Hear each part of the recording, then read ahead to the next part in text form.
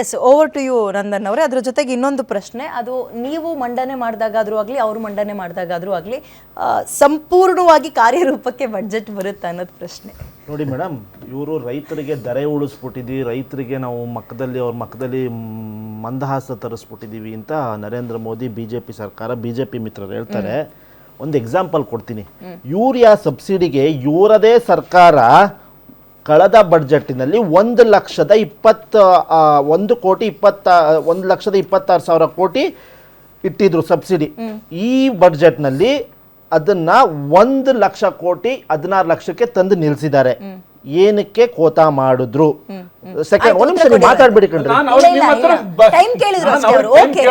ರಕ್ಷಣಾ ವಲಯಕ್ಕೆ ಆದ್ಯತೆ ನೀಡ್ತೀವಿ ಅಂತ ಹೇಳ್ತಾರಲ್ಲ. ಈ ವರ್ಷ, ಕಳೆದ ವರ್ಷ 72,000 ಇತ್ತು, ಈ ವರ್ಷ 63,000ಕ್ಕೆ ತಂದು ನಿಲ್ಸಿದ್ದಾರೆ.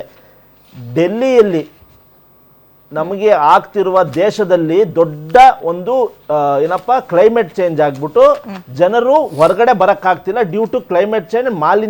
ಒಂದು ಕೆಟ್ಟ ಪೊಲ್ಯೂಷನ್ ಆಗ್ಬಿಟ್ಟಿದೆ ಡೆಲ್ಲಿಲಿ. ಆ ಪ್ರಾಬ್ಲಮ್ನ ಅಡ್ರೆಸ್ ಮಾಡಕ್ಕೆ ಇವರದ ನರೇಂದ್ರ ಮೋದಿ ಸರ್ಕಾರದ ಗೌರ್ಮೆಂಟೇ ಡೆಲ್ಲಿಲಿದೆ. ಎಷ್ಟಿತ್ತು ಹೋದ ವರ್ಷ ಬಡ್ಜೆಟ್ ಅಲ್ಲಿ? ಅದಕ್ಕೆ ಎಷ್ಟಿತ್ತು? 1,300 ಕೋಟಿ ಇತ್ತು. 1,300 ಕೋಟಿ ಇತ್ತು. ಏನಕ್ಕೆ? ನಮ್ಮ ಮಾಲಿನ್ಯ, ಕ್ಲೈಮೇಟ್ ಚೇಂಜ್ನ ಪ್ರಾಬ್ಲಮ್ಗಳನ್ನ ಅಡ್ರೆಸ್ ಮಾಡೋಕ್ಕೆ. ಡೆಲ್ಲಿಲಿ ಯಾವ ಮಟ್ಟದ ಪ್ರಾಬ್ಲಮ್ ಇದೆ ಅಂತ ನಿಮಗೆ ಗೊತ್ತು, ಮಾಲಿನ್ಯದ್ದು. ಆ ಪ್ರಾಬ್ಲಮ್ನ ಅಡ್ರೆಸ್ ಮಾಡೋಕ್ಕೆ 1,300 ಕೋಟಿ ಇಟ್ಟಿದ್ರು ಕಳೆದ ಬಡ್ಜೆಟಲ್ಲಿ ಅವರೇ. ಆದರೆ ಈ ಬಡ್ಜೆಟಲ್ಲಿ ಕೇವಲ 1,000 ಕೋಟಿ ಇಟ್ಟಿದ್ದಾರೆ. ಇವರು ಅಡ್ರೆಸ್ ಮಾಡ್ತಿರೋದು ಅದಾನಿ, ಅಂಬಾನಿಗೆ. ಒಂದೇ ಒಂದು ಎಕ್ಸಾಂಪಲ್ ಕೊಟ್ಬಿಡ್ತೀನಿ ನಿಮಗೆ ವಿತ್ ಫ್ಯಾಕ್ಟ್ಸು.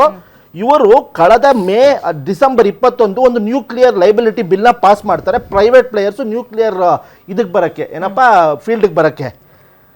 ಆಮೇಲೆ ಏನಾಗುತ್ತೆ ಅಂದರೆ, ಅದಾನಿ ಅವರು ಒಂದು UP ಸರ್ಕಾರದ ಜೊತೆ ಒಂದು ಒಡಂಬಡಿಕೆ ಮಾಡ್ಕೊಡ್ತಾರೆ ನ್ಯೂಕ್ಲಿಯರ್ ಪ್ಲಾಂಟ್ ತೆಗಿಯೋಕ್ಕೆ.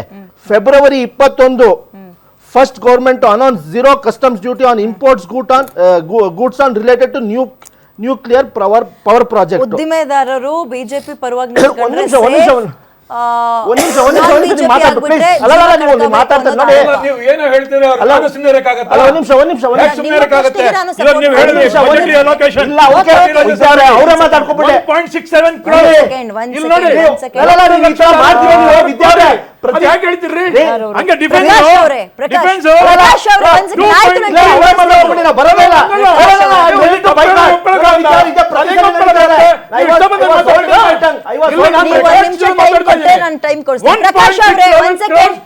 ನಿಮ್ಮ ಟೈಮ್ ಇದ್ದಾಗ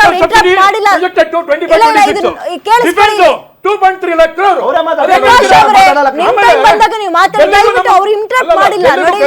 ಸಭ್ಯತೆ ಮೇಂಟೈನ್ ಮಾಡೋಣ. ಜನಕ್ಕೆ ಅರ್ಥ ಆಗ್ಬೇಕು. ಕಿರ್ಚಾಡಿದ್ರೆ ಏನು ಅರ್ಥ ಆಗಲ್ಲ ಸರ್. ಪ್ಲೀಸ್ ಪ್ರಕಾಶ್ ಅವರು ವೇಟ್ ಲಾಸ್ಟ್ 1 minute ಓಕೆ, ಆಯ್ತು, ತಡೀರಿ. ಪ್ರಕಾಶ್ ಅವರೇ, ಇದಕ್ಕೆ ಟೈಮ್ ಹೋಗ್ಬಿಡುತ್ತೆ.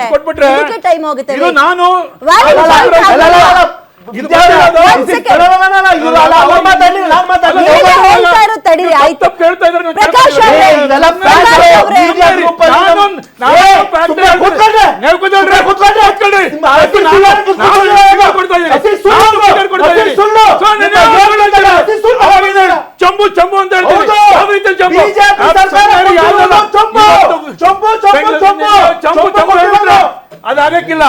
ನೀವು ನೋಡಿ, ಪ್ರಕಾಶ್ ಅವರೇ, 1 minute. This is not fair.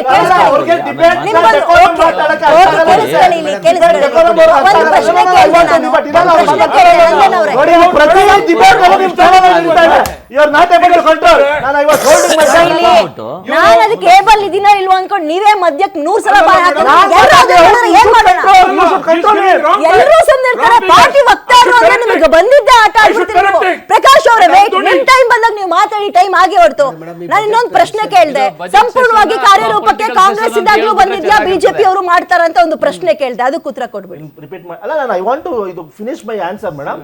ಇವತ್ತು ಅದೇ ಗೂಡ್ಸ್ಗೆ ಇಂಪೋರ್ಟ್ ಡ್ಯೂಟಿನ ನರೇಂದ್ರ ಮೋದಿ ಸರ್ಕಾರ ವೇವ್ ಆಫ್ ಮಾಡಿದೆ. ಯಾಕಂದ್ರೆ ಈ ಬಿಲ್ಲಿಂದ ಈ ಇಂಪೋರ್ಟ್ ಡ್ಯೂಟಿ ವೇವ್ ಆಫ್ ಮಾಡಿದ್ರೆ ಅದಾನಿಗೆ ಹೆಲ್ಪ್ ಆಗುತ್ತೆ. ವಾಸ್ತವ ಸತ್ಯ ಇದು. ಇವ್ರ ಬಡ್ಜೆಟ್ ಮಂಡಿಸಿದ ಕಾಪಿಲಿದೆ, ಇವ್ರು ಬಿಲ್ ಪಾಸ್ ಮಾಡಿರೋ ಒಂದು ಕಾಪಿಲಿದೆ. ವಾಸ್ತವವಾಗಿ ಮಾತಾಡಬೇಕು, ವಾಸ್ತವ ಅರ್ಥ ಮಾಡ್ಕೋಬೇಕು. ಸತ್ಯ ಯಾವತ್ತು ಸತ್ಯ ಯಾವತ್ತು ಬಿಜೆಪಿ ಅವ್ರಿಗೆ ಕಹಿ, ಸತ್ಯ ಯಾವತ್ತು ಬಿಜೆಪಿ ಅವ್ರಿಗೆ ಕಹಿ. ಅದಕ್ಕೆ 3ನೇ ಬಾರಿ ನರೇಂದ್ರ ಮೋದಿ ಅಗೇನ್ ಅಲ್ಲ ಕೇಳಿಸ್ಕೊಳ್ಳಿ ಸರ್, ಗೆಲುವು ಸೋಲು ಕಾಮನ್. ಅವರು ಇದ್ರು ನೀವು ಹೋಗ್ತೀರಿ, ನೀವು ಹೋಗ್ತೀರಿ, ಅವ್ರು ಬರ್ತಾರೆ ಅಷ್ಟೇ. ಒಂದ್ ಸೆಕೆಂಡ್, ನನಗೆ ಈ ತರ ಬಜೆಟ್ ದಿನನೂ ಯಾವ್ದಾದ್ರು ಕೂಗಾಡಕ್ ನನಗೆ ಇಷ್ಟ ಇಲ್ಲ. Go it sir, go it. ಒಂದ್ ಸೆಕೆಂಡ್ ಪ್ರಕಾಶ್ ಅವರೇ, ಗೋ ಇಟ್. ನೋಡಿ ಮೇಡಮ್, ಈ ಸರಿ ಈಸ್ ಆಫ್ ಡೂಯಿಂಗ್ ಬಿಸ್ನೆಸ್ ಅಲ್ಲಿ ಏನಂದ್ರೆ ಬಜೆಟ್ ಅಲ್ಲಿ ನಮ್ಗೆ ಏನು ಬಂದಿದೆ ಅಂತ ಜನಕ್ಕೆ ತಿಳಿಸ್ಬೇಕಷ್ಟೇ. ಈ ಜನ ತೀರ್ಮಾನ ಮಾಡ್ತಾರೆ ಯಾವುದು ಅಂತ ಅಷ್ಟೇ.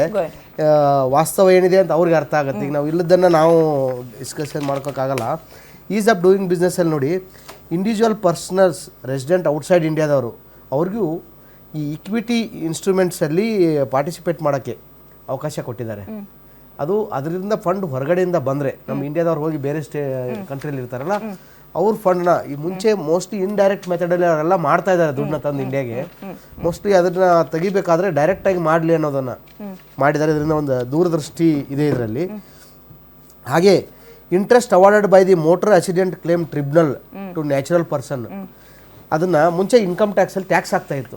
ಈಗ ಎನಿ ಟ್ರಿಬ್ಯುನಲ್ ಕೊಟ್ಟರೆ ಅದಕ್ಕೆ ಇನ್ಕಮ್ ಟ್ಯಾಕ್ಸಿಂದ ಎಕ್ಸಂಪ್ಷನ್ ಕೊಟ್ಟಿದ್ದಾರೆ. ಇದು ಜನಸಾಮಾನ್ಯರಿಗೆ ನೇರವಾಗಿ ಒಂದು ಅನುಕೂಲ ಆಗುತ್ತೆ. ಯಾಕಂದ್ರೆ ಯಾವ್ದು ಅನುಕೂಲ ಆಗಿದೆ ನಾವು ಹೇಳಬೇಕಾಗತ್ತೆ. ಟೂರಿಸಮ್ ಅಲ್ಲಿ ಮುಂಚೆ ನಾವು ಫಾರಿನ್ ಟ್ರಿಪ್ ಹೋಗ್ಬೇಕಾದ್ರೆ 5% TCS ನ ಕಟ್ ಮಾಡ್ತಾ ಇದ್ರು. ಈಗ ಅದನ್ನ 2% ಮಾಡಿದ್ರೆ 3% ದುಡ್ಡು ನಮ್ಮ ಹತ್ರ ಅನುಕೂಲ ಆಗುತ್ತೆ. ಅದರಿಂದ ಹಾಗೆ ಎಜುಕೇಶನ್ ಪರ್ಪಸ್ಗೂ TDS ಮಾಡಲೇಬೇಕಾಗಿತ್ತು ನಾವು. TCS ನ ಅದನ್ನು 2%ಗೆ ಇಳಿಸಿದ್ದಾರೆ. ಸೊ ಇವೆಲ್ಲ ಏನಂದ್ರೆ ಅಡ್ಮಿನಿಸ್ಟ್ರೇಟಿವ್ ರಿಫಾರ್ಮ್ಸ್ ನ ಮಾಡ್ತಾ ಇದ್ದಾರೆ.